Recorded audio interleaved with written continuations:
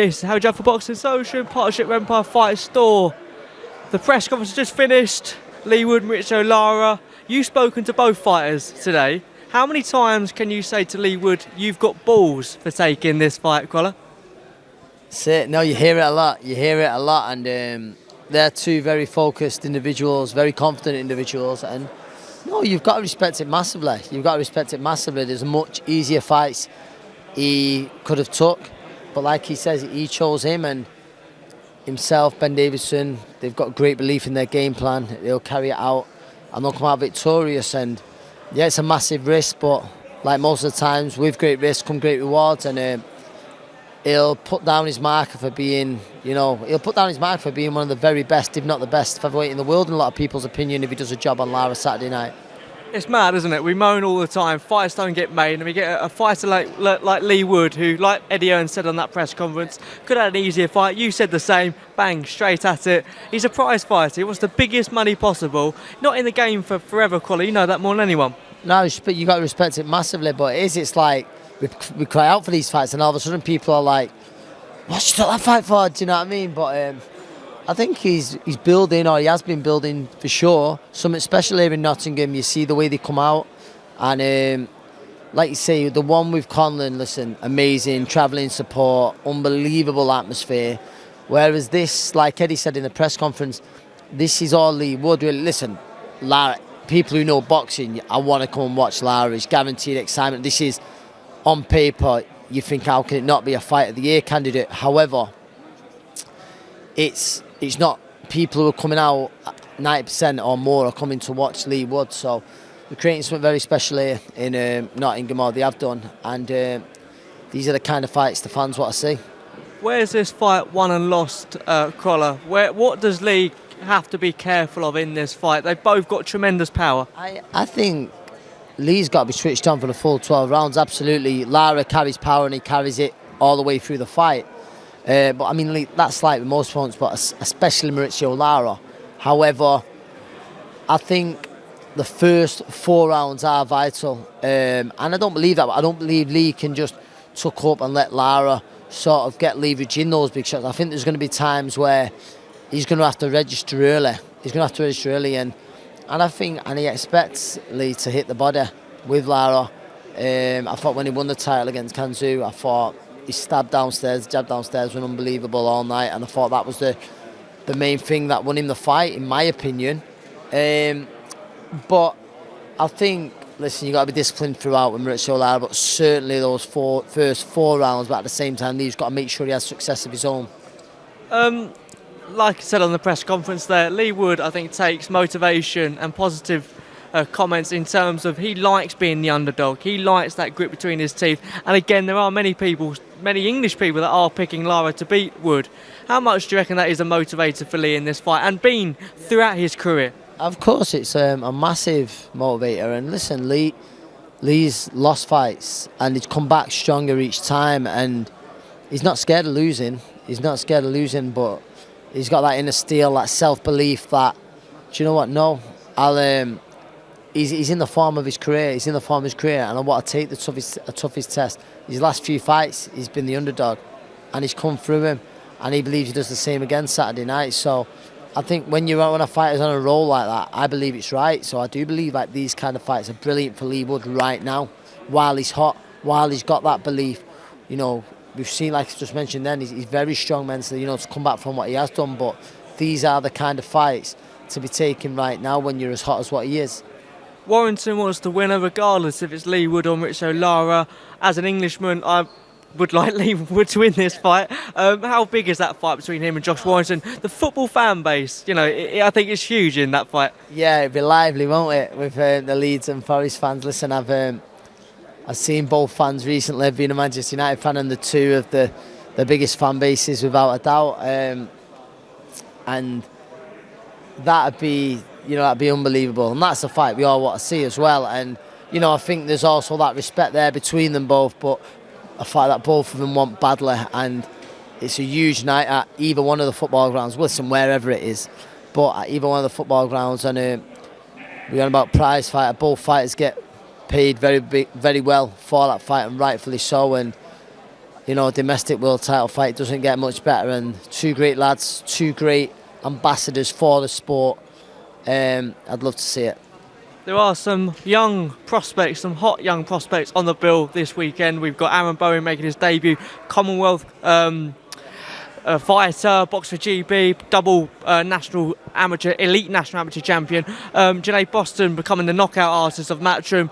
Unfortunately, Nico Lavas has had to withdraw because of illness, so that's obviously something disappointing, but a great card, Crolla, you'd say? Good, yeah, I'm a big Janae Boston fan. I like him a lot. Good lad, but him and he's in a gym that's absolutely buzzing in the Steel City gym there. Grant Smith and the team. I'm looking forward to seeing Aaron Bowen. I liked him in the Commonwealth. Like Eddie said then, he's never in a bad fight. He's bringing great support. But no, it's a good card as well. Chef Clark, I'm a big Chef Clark fan as well. There's a few prospects on the undercard. I'm a bit of a boxing geek, but a few of the prospects on the undercard who I'm just really looking forward to seeing. Gary Cully as well, if you can call him a prospect now, I don't think you can. He's certainly come out, he broke out, hasn't he, the last 12 months. But as a boxing fan as well, listen, the main event is a belter. But like when the Matchroom schedule got released, there's some fantastic fights, but this was a card as a neutral I was really looking forward to.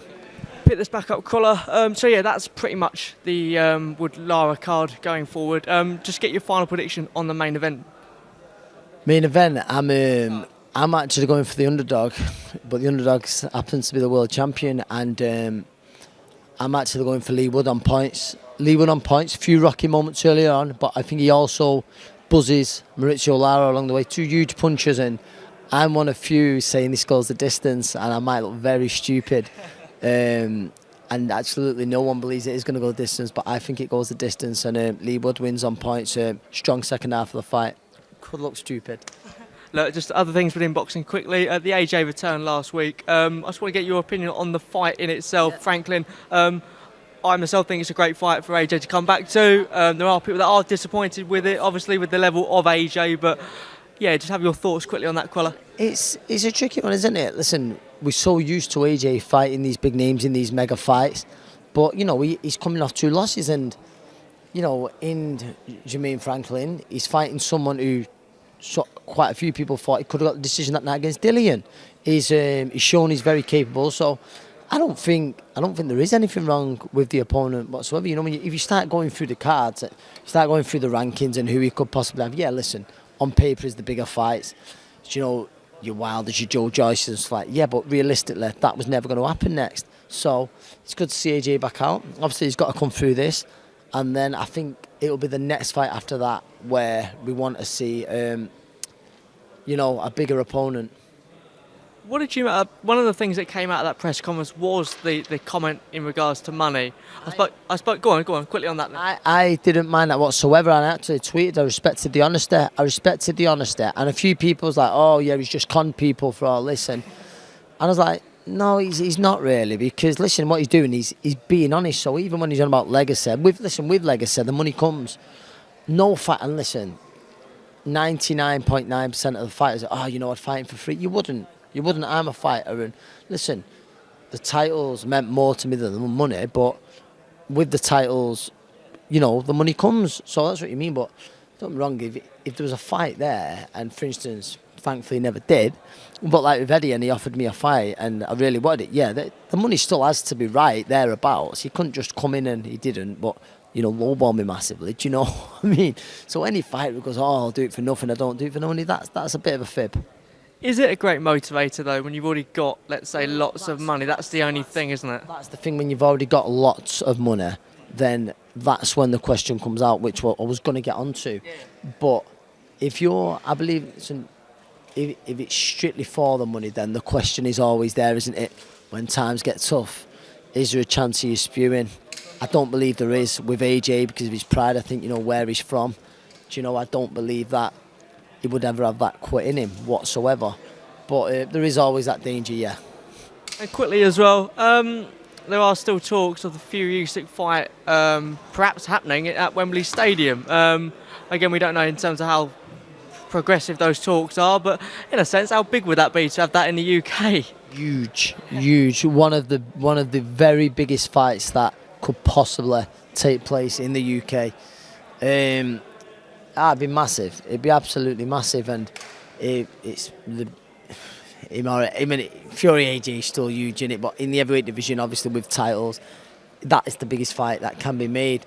I'm not saying it'd be as popular over here as Fury as an AJ, but it'd be huge. And listen, we'll see. We'll see and listen. It'd be brilliant if it did.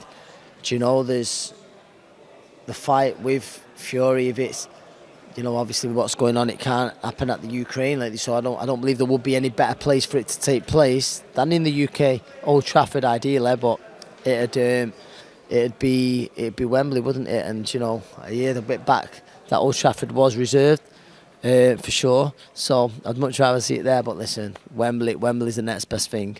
A quick one on seems that Josh Taylor's fighting Teofimo Lopez. I think many people in boxing, UK boxing, want to see that Jack Catterall rematch. Are you frustrated with that at all? Being obviously you know Jamie relatively well and know the team well. I know Jamie well and Jack well, and obviously like I'm gutted for him. I know Josh. I like Josh. And listen, by the way, him and Teofimo Lopez is an unbelievable fight. And listen, the build-up, wow. I might actually, you think him and Jack could be fire, then Jesus, Teofimo Lopez and Josh Taylor could be wild. But oh no, listen, you've got to feel for Jack in here. You know, you've got it in it. He's been waiting around, and it looked like the rematch was going to be. Josh got injured, those things happened, and now that's sometimes the problem, isn't it, with the organisations? This fight's been forced on him. I mean, listen, it's a brilliant fight, but yeah, obviously we expected the Taylor Catterall rematch. Now, hopefully, there's a huge fight for Jack Catterall, and the two winners can meet down the line. Finally then, you just had Dalton Smith there, just interviewed him now. You mentioned Adam Azim. Last week Adam Azim went the full distance, which surprised many people. The comments I thought were unjust, I'd say, towards Adam Azim. It was probably the right fight for him. What did you make of it, to be honest? I thought it was a fantastic learning fight for him. I thought he done 10 rounds at a very good pace. He's shown a different side to him. I don't know whether he picked up an injury along the way. Right hand, I believe. I thought so, yeah. But what I think he's shown great boxing IQ. He was still setting different traps as the fight went on, and I thought he looked very, very good in beating a very game opponent. Listen, yeah, he was a level above, but the opponent, credit to him, kept coming and coming and coming. You boxed in Nottingham, 2007. Guess the opponent. I can tell you that. I was talking about it before. I love talking about myself. Now, I was my pal now. We would see Johnny Greaves. He was great journeyman, and I was one of, like, not many stopped Johnny, and I'll be honest, I stopped him on a cut. But good guy, Johnny, and so yeah, it was a good night for me. It was on the Khan Lawton undercard, and my mate Tony Bellew made his debut that night. Well, thanks for your time, mate.